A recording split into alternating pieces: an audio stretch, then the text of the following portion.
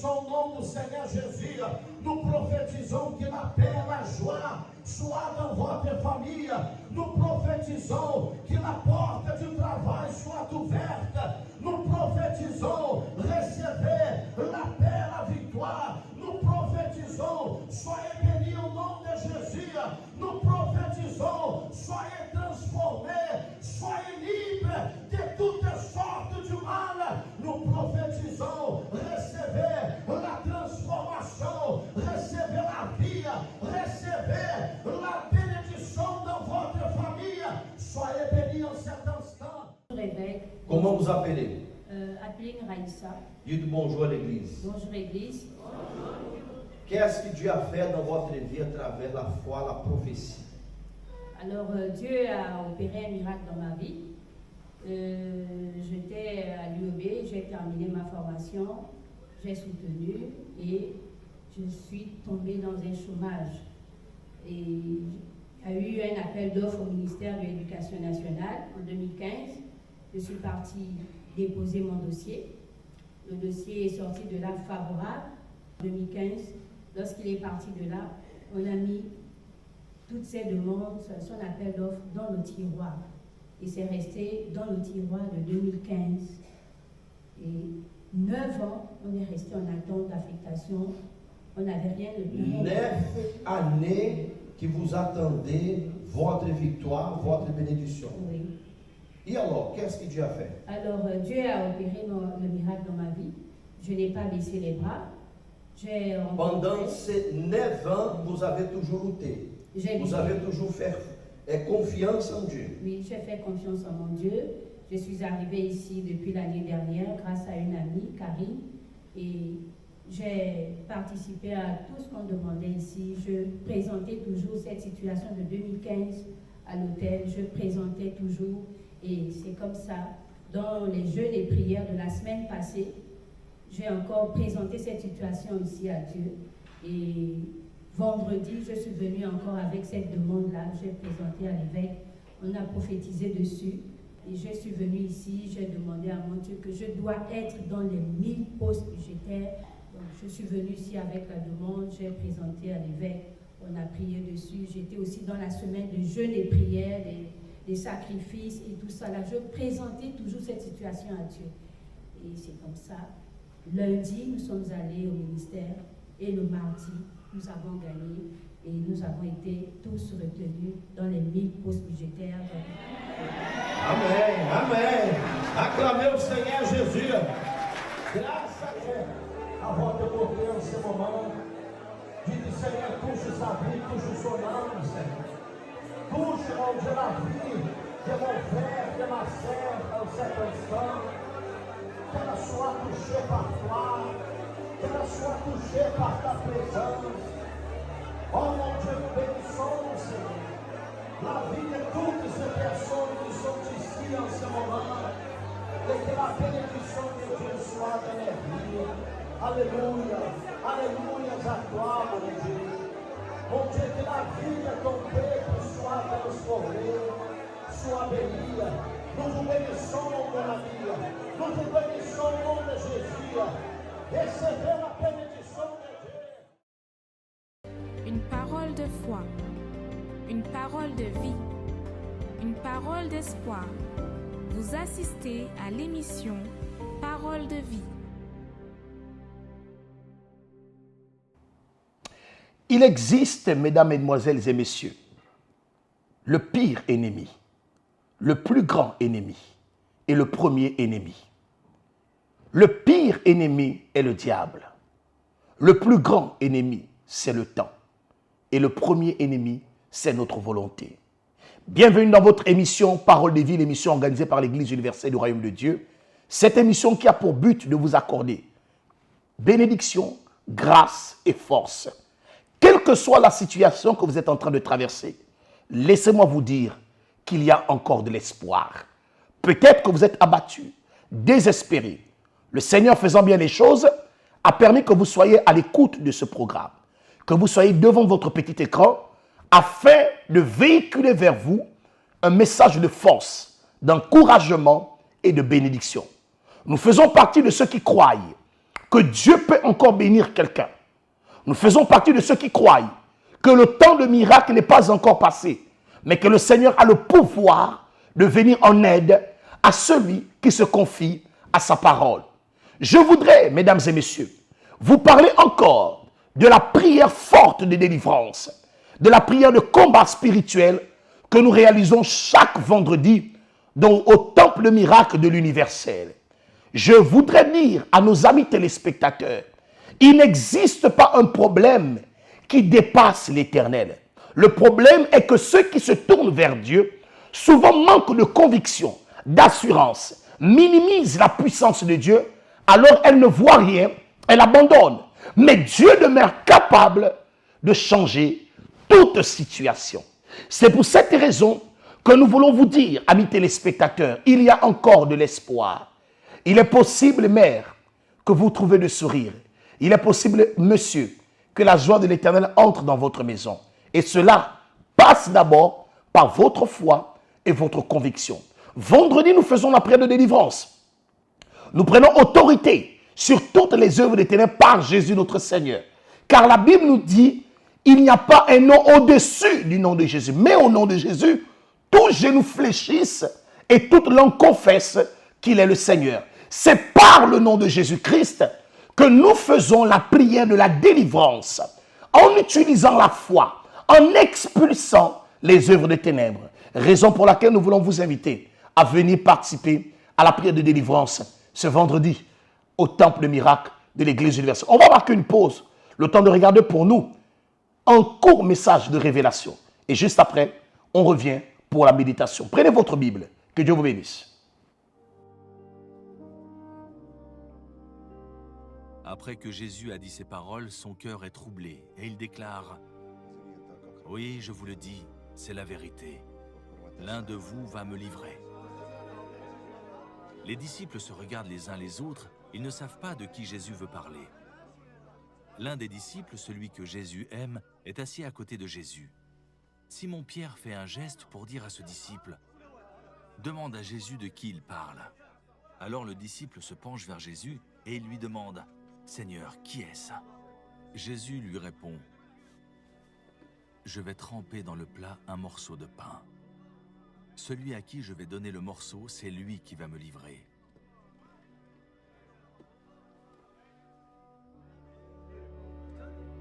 Jésus trempe dans le plat un morceau de pain et il le donne à Judas, fils de Simon Iscariote.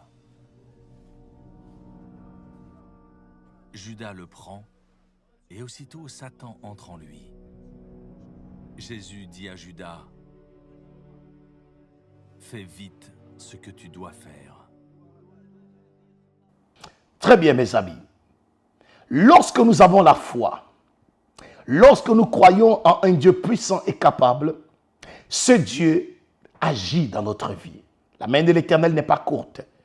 Je voudrais partager avec vous ce verset de la Bible, dans le livre de Psaume, chapitre 27, à partir du verset 2. Psaume 27, verset 2.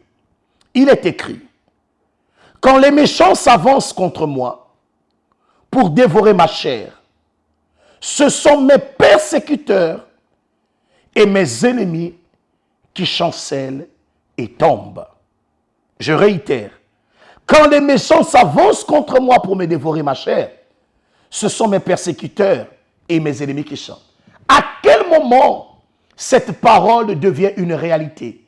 Lorsque la personne se confie en l'Éternel. Lorsque la personne croit que Dieu est capable, alors votre combat devient le combat de Dieu. Votre bataille devient la bataille de l'Éternel. David a dit, ceux qui veulent me détruire, ils tombent dans leur propre piège. Mesdames et messieurs, peut-être vous me direz, pasteur, vous le dites si bien, mais j'ai des adversaires qui complotent contre moi, qui veulent ma chute, qui veulent mon renvoi, mon licenciement, qui veulent me voir à terre, qui veulent me voir brisé, qui veulent voir ma carrière à terre. Que faire dans ces cas? Confiez-vous en l'Éternel. Confiez-vous au Seigneur, car lui seul est capable d'accomplir ce somme dans votre vie, une délivrance totale. Je tiens à vous le dire, amis téléspectateurs, il est encore possible. Il est possible que vous qui êtes aujourd'hui abattus, découragés, tristes, il est possible que vous ayez une vie de réconfort et de tranquillité. Mais peut-être, vous êtes l'une de ces personnes qui autrefois, vous avez cru en la parole, mais vous avez été déçus par un homme, par une femme, et vous avez décidé de replier votre foi. Alors vous êtes assis à la maison, désespérant, pensant au suicide, pensant que la solution n'existe pas, parce que vous avez peut-être mal soumis vos problèmes à Dieu et à ses serviteurs. Vendredi, nous allons déclarer dans votre vie que tout complot, toute conspiration contre vous soit nul et sans effet.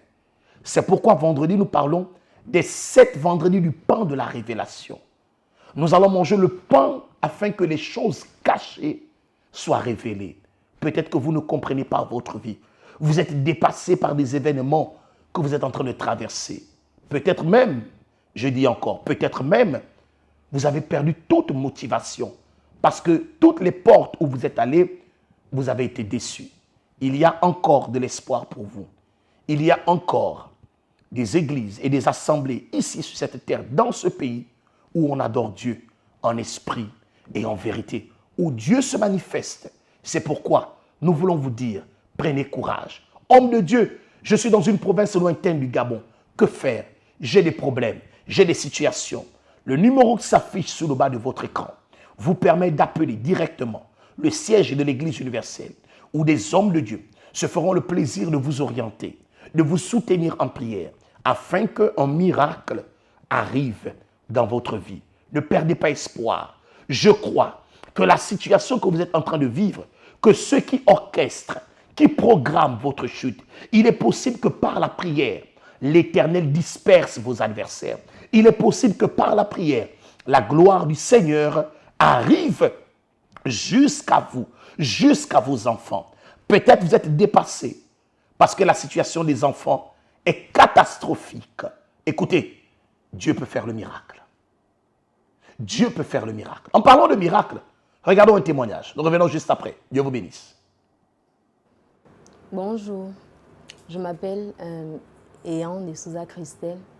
Aujourd'hui, je viens témoigner de ce que Dieu a fait dans ma vie. Dieu a tellement fait des grandes choses. Donc, je vais parler de la vie spirituelle et de la vie scolaire. Vraiment, lorsque je suis arrivée à l'église, c'est maman qui nous a emmenés à l'église. On est venu, on venait avec elle, on priait. Vraiment, la vie n'était pas facile. On a vécu beaucoup de difficultés, beaucoup d'humiliations. Dans la vie scolaire, vraiment, il y avait des échecs. Mais grâce à Dieu, lorsque nous sommes arrivés, la parole passait, les propos venaient et on s'est engagé. Moi, j'étais une personne beaucoup réservée, beaucoup timide. Je n'arrivais pas à parler au milieu des gens. Je n'arrivais pas à m'exprimer, même quand j'avais quelque chose à dire. J'étais toujours enfermée et cela causait à l'intérieur de moi de la colère, de la nervosité. J'étais toujours nerveuse. Et quand je voyais aussi la situation dans laquelle on vivait, parce qu'on vivait vraiment une vie de misère, de pauvreté, rien n'allait. Donc, c'est quand mon frère décède en 2016 que je prends maintenant la décision de vraiment me donner à Dieu, de vraiment m'engager. Parce qu'avant, je venais à l'église, j'écoutais la parole, je regardais. Bon, pour moi, je me disais, bon, la mort va arriver dans la vieillesse, comme je voyais les autres, la mort va arriver dans la vieillesse. Donc, pourquoi me donner à Dieu? Pourquoi m'investir? Vu que je vais mourir dans la vieillesse, donc j'aurai tout le temps de me donner. Mais c'est lorsque mon frère décède, en 2016, que je prends vraiment la décision de donner ma vie à Dieu. Car il m'a montré que la vie, ce n'est pas ce que je pense. La vie, c'est lui qui la planifie. Donc, je me suis donnée. Je ne m'investissais pas avant les propos. Je ne faisais pas vraiment. Et même dans le groupe de jeunes, je ne me donnais pas entièrement. Mais lorsque cela est arrivé, j'ai commencé à me donner, j'ai commencé à m'investir. J'assistais aux réunions, je faisais des campagnes, j'étais toujours là dans les propos. À chaque fois qu'on parlait de propos, j'étais toujours là, je me donnais. Et peu à peu, Dieu a commencé à changer.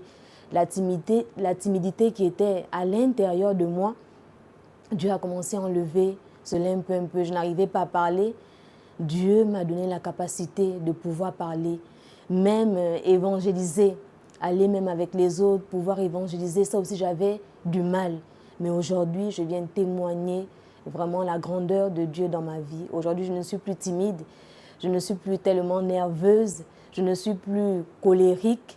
Et lorsque un problème survient, vraiment, je laisse tout entre les mains de Dieu. Je laisse tout entre les mains de Dieu. Et aujourd'hui, la vie scolaire qui ne marchait pas, il y avait des échecs, vraiment, ceux qui passaient des examens n'arrivaient pas à avoir des examens. Combien de fois les sœurs ont repris les examens, vraiment, c'était compliqué. Mais aujourd'hui, Dieu a brisé l'échec, Dieu a brisé la honte, Dieu a brisé la timidité, Dieu a brisé tout ce qui était de négatif en moi, de négatif dans la vie de mes frères, dans la vie de mes sœurs. Et vraiment, Dieu est bon. Dieu est bon. Aujourd'hui, je viens encourager, je viens demander aux personnes qui hésitent encore de se donner, qui hésitent encore de s'affermir, de vraiment se donner à Dieu. Car ce qu'il a prévu dans notre vie, vraiment, c'est inimaginable. On a tendance à croire que cela n'arrivera pas, qu'il y aura toujours des choses impossibles. Mais lorsqu'on se donne, lorsqu'on fait vraiment confiance à Dieu, l'impossible devient possible. Aujourd'hui, la vie scolaire, ça va. La vie spirituelle, ça va. Aujourd'hui, je m'ouvre plus. Je peux maintenant parler aux autres. Et beaucoup peuvent maintenant suivre mon exemple. Vraiment, je remercie Dieu pour tout ce qu'il a fait dans ma vie. Peut-être que ce témoignage, mesdames et messieurs, peut vous paraître peu de choses. Vous vous dites, a-t-on besoin de témoigner par rapport à cela? Écoutez, il y a des personnes qui vivent ce qu'on appelle un traumatisme, l'angoisse, la frustration. Il y a des personnes que leur vécu fasse en sorte que ce sont des personnes qui se retirent. On pense qu'ils sont bien, mais pourtant ils ne le sont pas. Cette jeune dame s'ouvre à nous en nous disant les situations qu'elle a traversées. Elle était fermée et cela avait un impact dans sa vie scolaire. Nous sommes en période de rentrée scolaire ici chez nous au Gabon. Combien de personnes qui pleurent parce qu'elle ne sait même où mettre la tête.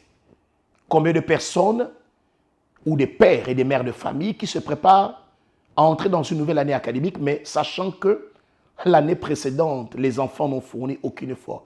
Pas parce que l'enfant manque d'intelligence, mais parce que l'enfant est combattu, parce que l'enfant est visité par des forces nocturnes, parce que l'enfant est attaqué. Voilà pourquoi s'offre à vous cette opportunité, la prière de la délivrance. D'aucuns diront, mais est-ce qu'on a besoin de venir à l'église pour obtenir la délivrance?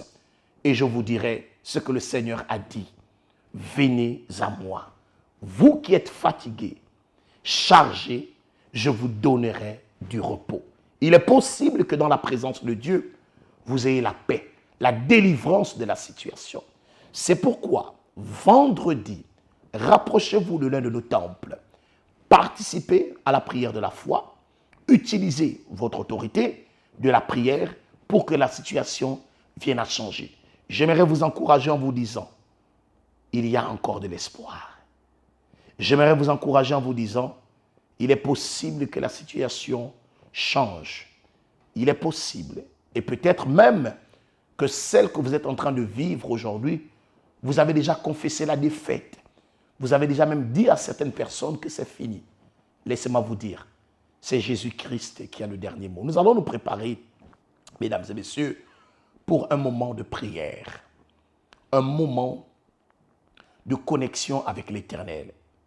J'aimerais demander à tous nos amis téléspectateurs, lorsque nous allons prier, que vous puissiez toucher votre écran. Je vais étendre mes mains vers vous. Et si vous croyez qu'il peut y avoir une connexion non entre le pasteur et vous, mais entre Dieu par son serviteur et votre vie. Peut-être tout ce que vous faites ne marche pas. Nous allons prier pour vous dans quelques instants. On regarde l'appel à la prière et nous venons pour la prière. Préparez un verre d'eau et on revient tout juste après. Dieu vous bénisse.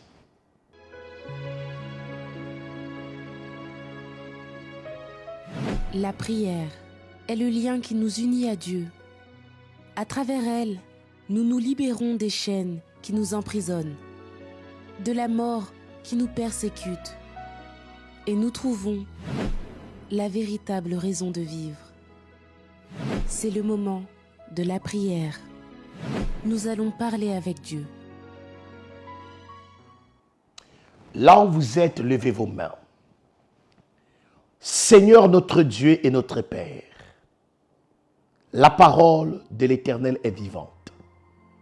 C'est par elle que je viens bénir toutes ces personnes, indépendamment de leur situation, leurs problèmes.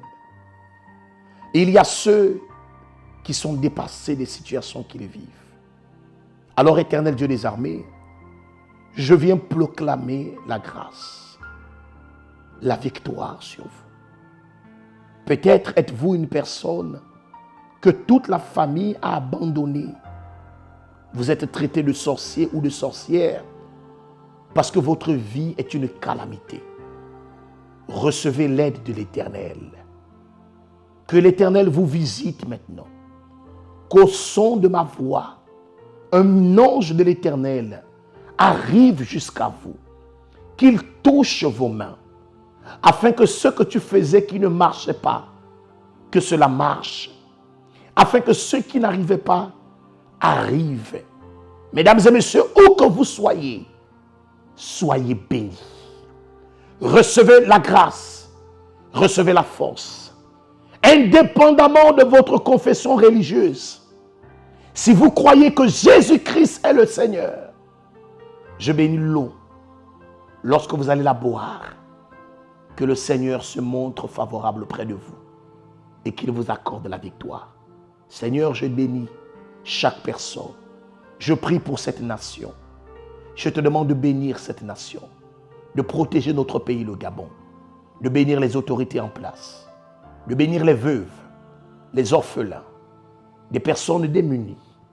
Oh mon Père, qu'un soleil nouveau se lève sur notre nation.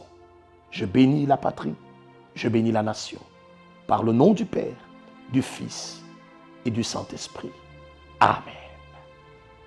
Soyez bénis et que la grâce de l'Éternel soit votre partage. Nous vous donnons rendez-vous vendredi dans tous les temples de l'universel. Cénac du Saint-Esprit est le temple le plus grand de l'universel ici, actuellement, au Gabon. Ce qui s'affiche sur le bas de votre écran, sur votre écran.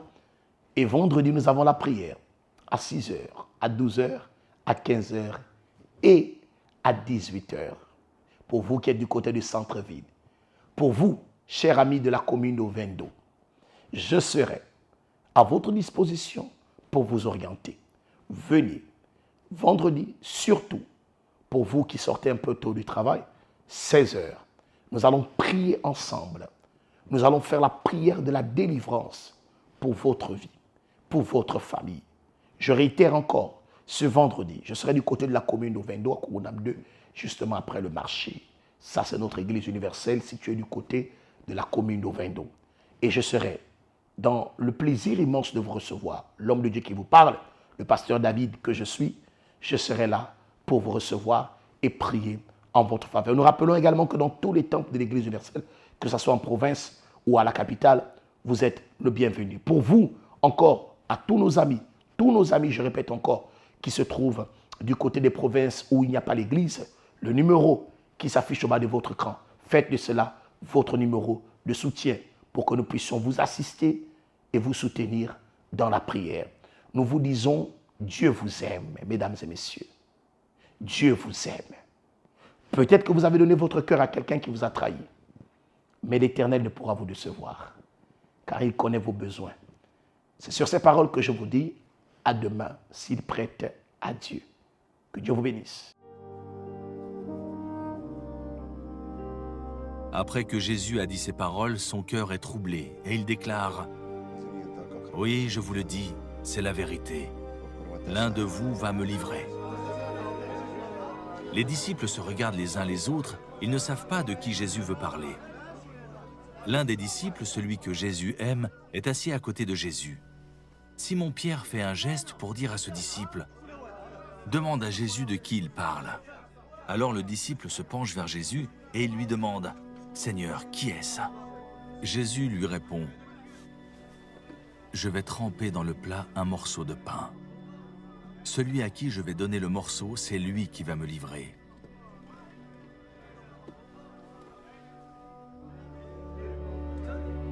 Jésus trempe dans le plat un morceau de pain et il le donne à Judas, fils de Simon Iscariote.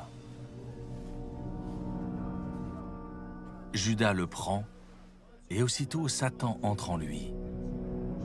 Jésus dit à Judas « Fais vite ce que tu dois faire. »